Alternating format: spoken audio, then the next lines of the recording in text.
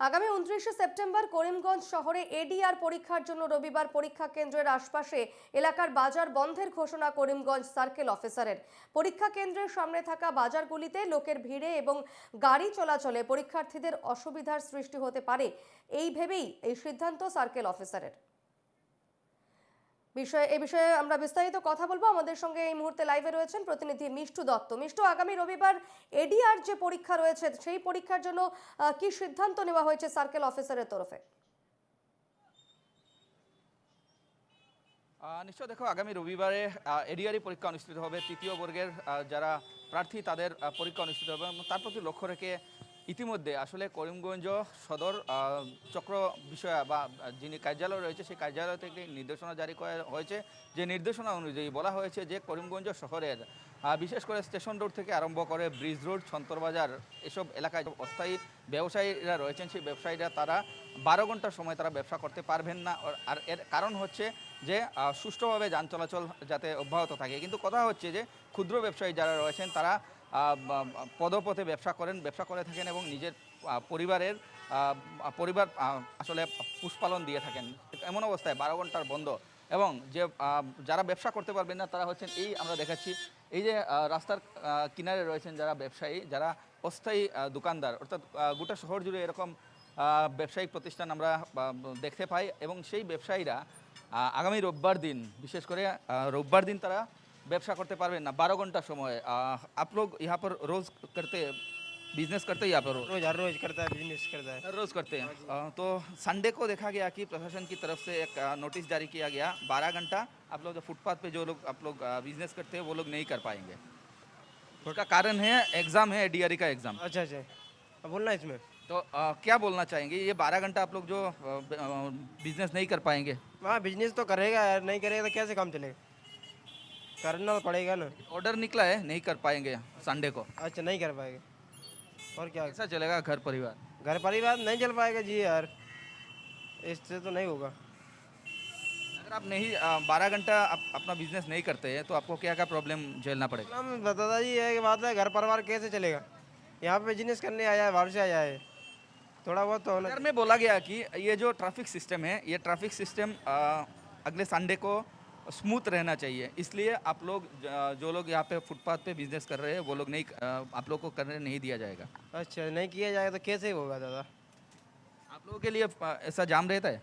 हाँ, जाम रहता है यार। आप लोग जो ये कर रहे हैं, आप लोग फुटपाथ पे जो दुकानदारी कर रहे हैं इसलिए जाम रहता है?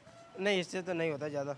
होता है जी, वाहन वगैरह चलता है इसलिए होता है ना, इससे तो ज़्यादा नहीं हो। कस्टमर आता है, खाली चला जाता है, खा के चला जाता है, जो तो वाहन से ही होता है। নিশ্চয়ই আমরা এই মুহূর্তে করিমগঞ্জ কলেজের সামনে রয়েছি এবং করিমগঞ্জ কলেজের সামনে থেকে যেসব ফুটপাতের ব্যবসায়ীরা রয়েছেন তাদের সাথে আমরা কথা বলার চেষ্টা করব। বিশেষ করে আমি উল্লেখ করেছি যে আগামী রোববার এই যারা ব্যবসায়ীরা রয়েছেন অর্থাৎ যারা অস্থায়ীভাবে ব্যবসা করছেন সেই ব্যবসায়ীরা 12 ঘন্টা তারা ব্যবসা করতে পারবেন না। এর একমাত্র কারণ হচ্ছে যাতে যানজট সমস্যার সৃষ্টি না হয়, যাতে যারা পরীক্ষার্থী তারা সঠিক সময়ে তারা পরীক্ষা দিতে পারেন। আগামী রোববার এডিআরইর পরীক্ষা অনুষ্ঠিত হবে। এই অনুযায়ী রোববার 12 ঘন্টা আপনারা যারা ফুটপাতে ব্যবসা করছেন আপনারা ব্যবসা করতে পারবেন না বলে একটা অর্ডার দেওয়া হয়েছে। এ ব্যাপারে কি বলবেন? আমরা তো ছোটো দোকানদার, আমরা গরিব মানুষ, এই বন্ধটা তো আমাদের একটু অসুবিধা, আমাদের কষ্ট হবে। আপনাদের কষ্ট হবে। তো বলা হয়েছে যানজট যাতে সৃষ্টি না হয় তার জন্য এই ক্ষুদ্র ব্যবসায়ীরা ব্যবসা করবেন না 12 ঘন্টা। যানজট না হওয়াটা ভালো। আপনাদের জন্য যানজট সৃষ্টি হচ্ছে? না, যানজট তো হবে না। যানজট হলে তো এটা অসুবিধার কথা, যাতে পরীক্ষা হবে। বিশেষ করে আমি বলছি যেহেতু যারা অস্থায়ী ব্যবসায়ী, আপনারা তো অস্থায়ী ব্যবসায়ী, এখানে ফুটপাতে অস্থায়ী ব্যবসায়ী, অর্ডারে উল্লেখ করা হয়েছে যে যানজট সমস্যা যাতে সৃষ্টি না হয়। আপনাদের জন্য কি রাস্তায় যানজট হচ্ছে? না, যানজট তো হচ্ছে না আমাদের জন্য হচ্ছে না।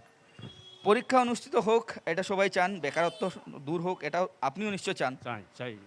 আপনি যে 12 ঘন্টা ব্যবসা করতে পারবেন না সেই 12 ঘন্টা সময় আপনার অসুবিধা হবে পরিবার চালাতে তো অসুবিধা হবেই। আমরা ছোটোখাটো ব্যবসায়ী, আমাদের তো অসুবিধা হবে। আপনি কি বলতে চাইবেন এই ব্যাপারে? এই যে এই সিদ্ধান্তটা আপনি কতটুকু গ্রহণ করছেন? এটা তো সরকারের বিষয়, এই সিদ্ধান্তটা তো সরকারের উপর। যদি বন্ধ রাখে তো রাখবে। আর পরীক্ষার সময় ইন্টারনেট কেটে দেওয়া হয়?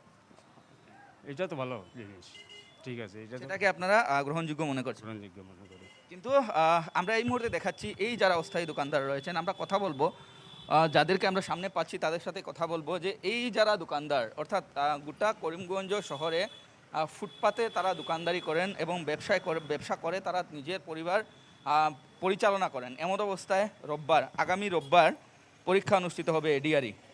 সেই মতে করিমগঞ্জ প্রশাসন থেকে এটা অর্ডার এসেছে যে ফুটপাতে আপনারা যারা অস্থায়ী ব্যবসায়ী আছেন তারা রোববার ভোর 6টা থেকে সন্ধ্যা 6টা পর্যন্ত আপনারা ব্যবসা বন্ধ রাখতে হবে।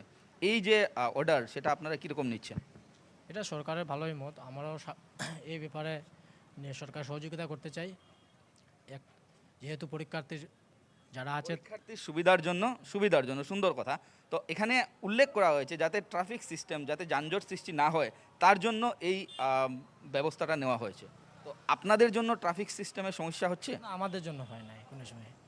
লোক চলাফেরা করতে পারছে, আপনারা দেখতে পারবেন। আমরা দোকানদারিও করছে, সঙ্গে লোকও চলাফেরা ভালোভাবেই করছে।